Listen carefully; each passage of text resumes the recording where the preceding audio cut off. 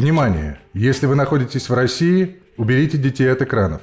Если вам нет 18 лет, заткните уши, закройте глаза и выключите компьютер. Говорят, этот ролик может сделать вас геем. На самом деле не существует ни единого научного доказательства, что кого-то можно уговорить изменить сексуальность. Ролик начнется через 3, 2, 1. Это ЛГБТ, то есть лесбиянки, геи, бисексуалы и трансгендерные люди.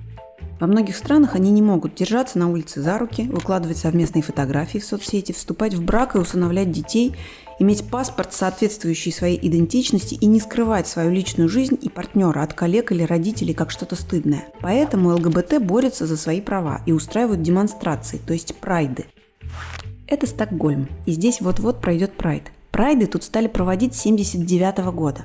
Тогда же в Швеции Совет по здравоохранению официально вынес гомосексуальность из списка болезней. Зачем нужен прайд? На праздник, а прайд-парад именно так и воспринимается, соберется поглазеть около 500 000 человек. Всего в Стокгольме живет примерно 1 000 000. И еще примерно 45 000 будут участвовать. Кто они? Зачем им это нужно? Давайте посмотрим. В 2014 году исследователи Гетеборгского университета выяснили, что как минимум 40% участников прайд-парада гетеросексуальны. Они приходят, чтобы поддержать ЛГБТ-друзей, коллег и родственников. Теперь присмотримся к людям, пришедшим на прайд-парад, повнимательнее. Вот колонна «Marching for those who can't». Они идут с заклеенными ртами и держат в руках названия стран, в которых выражать свою позицию ЛГБТ опасно для жизни. Среди них недавно появилась и Россия. В празднике участвуют представители 7 парламентских партий. Еще одна партия, крайне правые шведские демократы, в параде не участвуют, их просто в него не берут, и поэтому в последние годы они проводили свой маленький парад на окраине города. Кто это?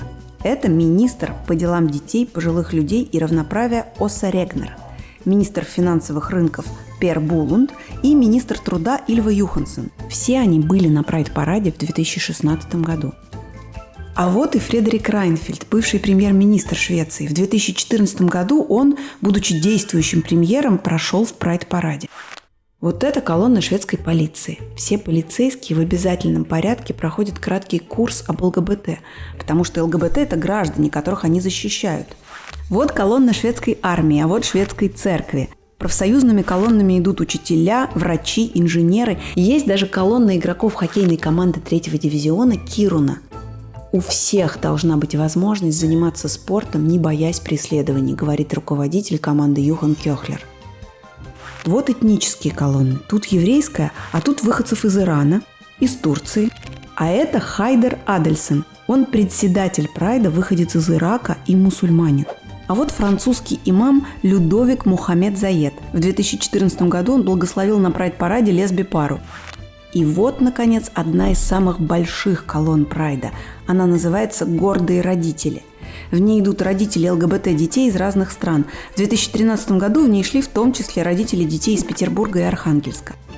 В общем, на прайде есть абсолютно все, потому что прайд – это не только про сексуальную ориентацию. Прайд – это про права человека.